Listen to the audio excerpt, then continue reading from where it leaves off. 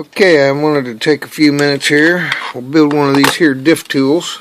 This is one of the handiest tools you can ever have with the B44 platform. Works on the 44, the 44.1 and the 44.2. This is what it looks like. It's a sneaky little way to adjust that diff and your slipper and sneak ball studs up underneath the top deck. It's got a lot of uses. I'm going to go use the measurements off of this one. It's been working fine for me. I've made several of them. I usually try to keep one in my pocket.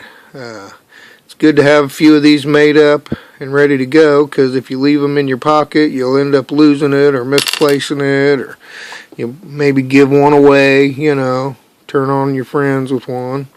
So let's just do some measurements. I'm going to try to be as square with this as I can with my caliper. Looks like about a 6.27. We'll do it again just to kind of get a roundabout measurement. 6.34. So let's go with the 6.34. And it doesn't hurt to go a little bit long, because you can always grind it down. I've actually got one right here that I made, and haven't shaved it off or anything yet, but it's just ready to go pretty much. Now the trick here is you got to have a 5/64 L-shaped Allen wrench, and you'll need a pair of old pliers, because that's how we're going to kind of gauge where we're going to cut it off at. So you might want to, kind of toy around and maybe make a mark on your pliers or something, so if you ever want to do another one, you'll just know, you can maybe get a measurement. Of course, I could just trace this one and I'd be fine, but anywho, we're going to bring this down to 6.34 millimeters.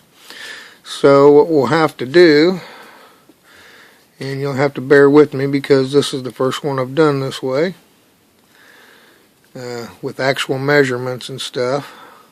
Usually I just rough it and eyeball it and shave it as I go until I get it where I want it. You're going to have to go like that. That comes out to 15.03, and we're going to cut it down to a 6.34. So we're going to want to take about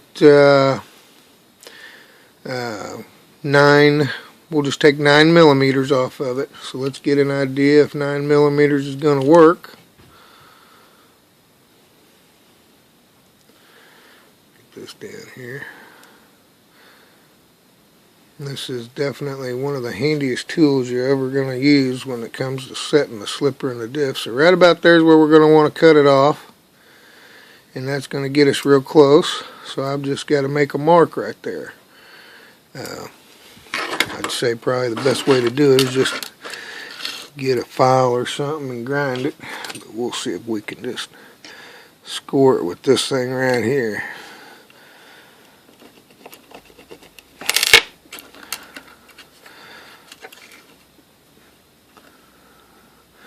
Yeah, that didn't work real good, but I can see it. So let's see if I can find something a little more aggressive here. That'll give me more of a dimple, hopefully. Yeah. You can kind of see the mark right there. There's where I'm going to want to cut it, right here on this mark. It's roughly 9 millimeters. And if it's a little long from here to here, that's okay. We can always grind it down some, but I'm going to go ahead and, this is how I do mine anyway, is when I cut it off, is I just put it in here like that. Then I cut it off. So let me cut this off real quick. You want to kind of square it up as best you can, obviously. Turn this off real quick. We're going to want this thing to be as square as we can get it. I'm going to put it right on that mark and try to make this as square as I can get it. And we'll cut this off real quick.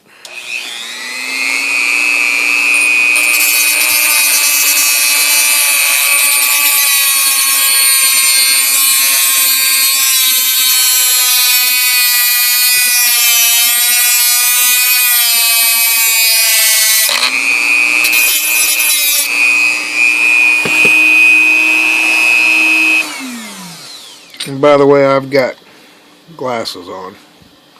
Definitely want to have some safety glasses on when you do that. Let's see if that's going to be, that one's going to be just about perfect to my current one, so that ought to work pretty good there. Then you're going to want to take like some sandpaper or something and get this rough edge off. Just go like that. Grab a piece here.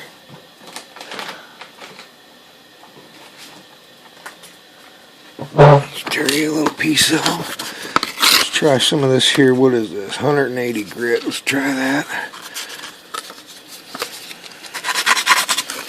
Kind of want to get that sharp edge off of it. You could probably use your Dremel tool too. Matter of fact, I think that's what I'm going to do because it'd probably be easier.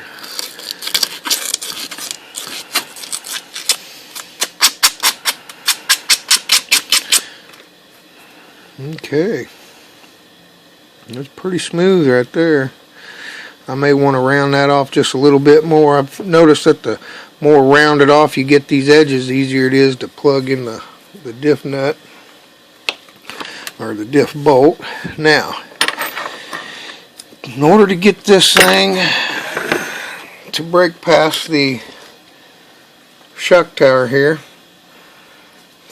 you'll need to bend it. It's got to be a little bit crooked, and you can get it in the back one no matter what, but to get it in here you're going to need it a little bit crooked, because once you get it in there it's got to clear the shock tower. So you got to put a little crook in it. And the way I did that was I just put my pliers on it and I just hold it back just a little bit, about like so, and I just push it down real hard.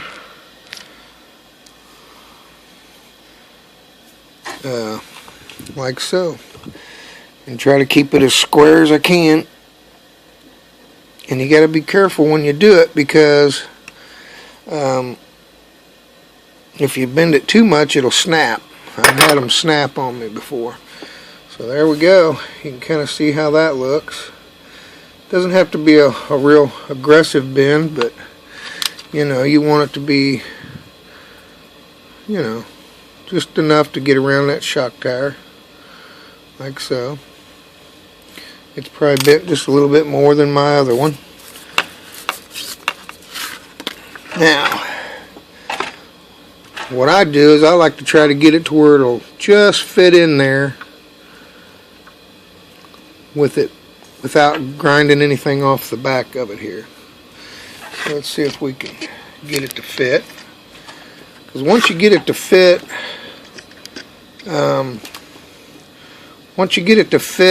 without grinding it off, it'll be tight. And there it is. Boy, that's just perfect. Look how fast I already got that locked in. So I don't have to grind this off to get it in there. But to make it easier to put in there, what I do is I take my Dremel tool and I just file it off right here, so it's got that look to it. Let me see if I can get a good view of it here. There, oh, almost had it, didn't I? You can kind of see how it looks. You're just going to want to shave a little off from about here to there. That way when you slide it in, it's real easy. So let's just shave a little bit off of there. Remember to have your safety glasses on. Just shave a little bit off of it.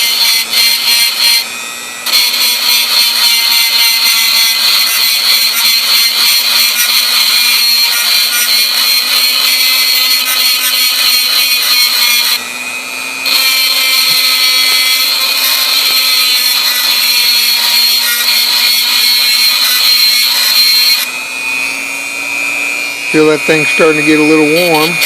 You know you're getting her ground down pretty good.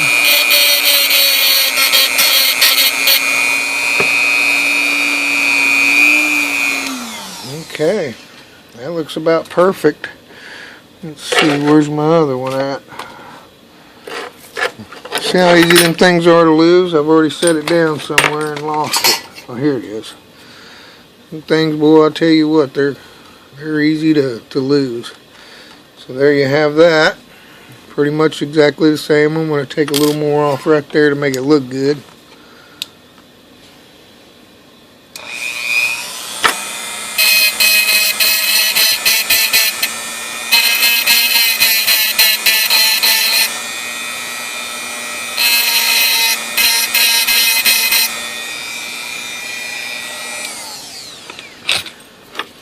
There you have it.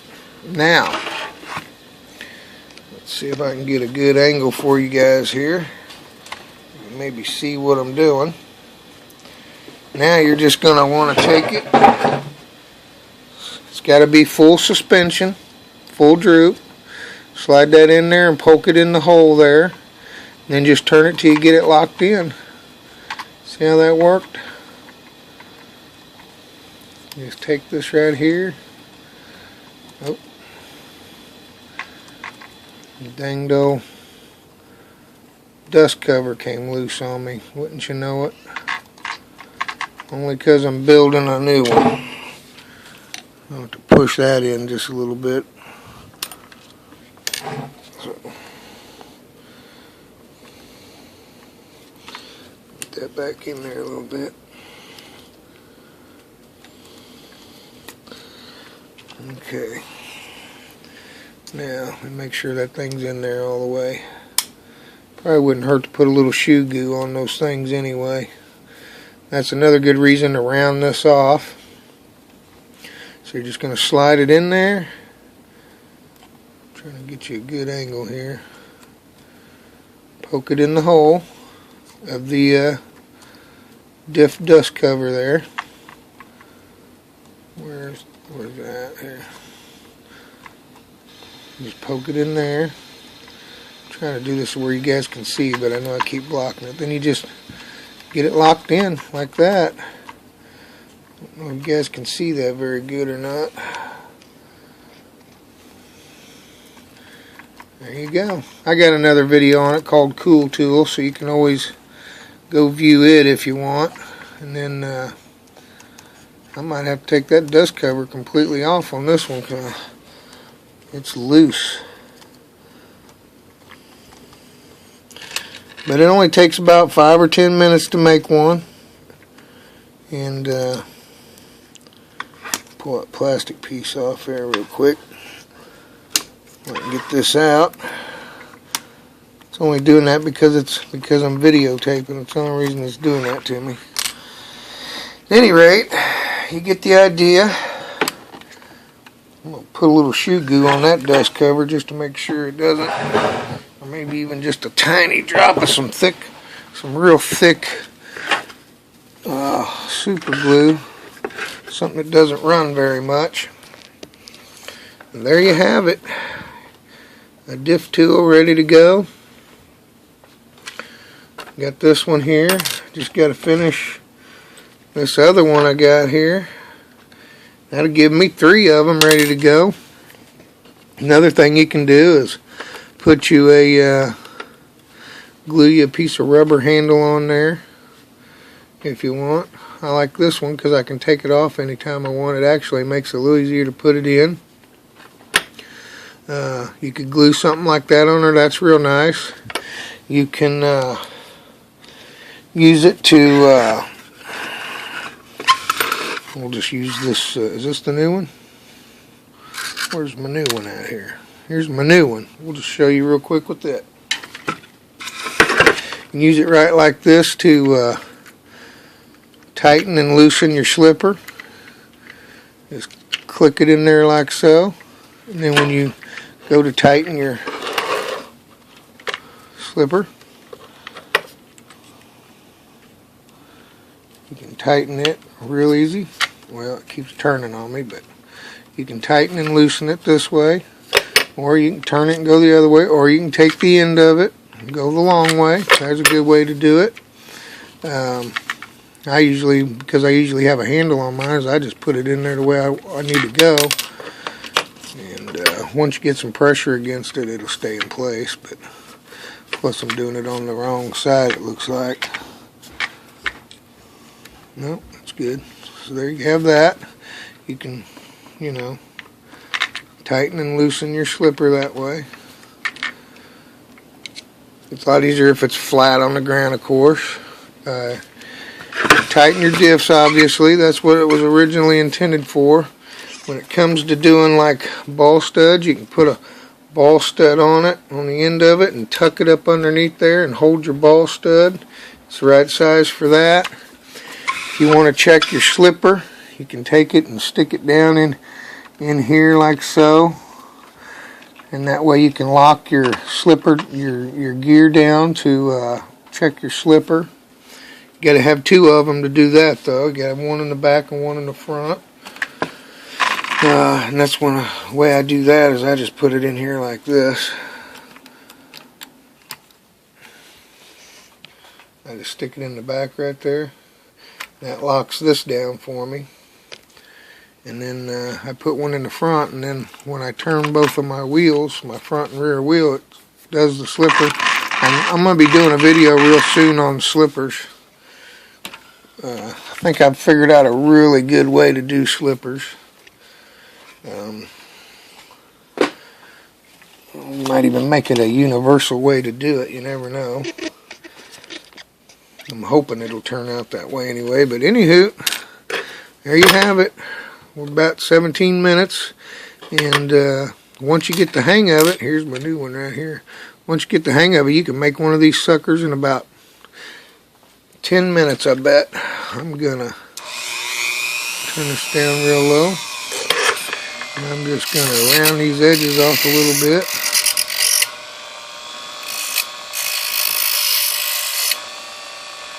Just get them burrs off of there. And there you have it. Thanks for watching, and hope you guys get a lot of use out of these. Like I said, I'd make 2 or 3 of them, because sooner or later you're going to want to turn somebody on and give one away, or you're going to lose one, or lose it in the wash, or misplace it, or lay it down. So you can't have enough of those. Talk to you fellas later.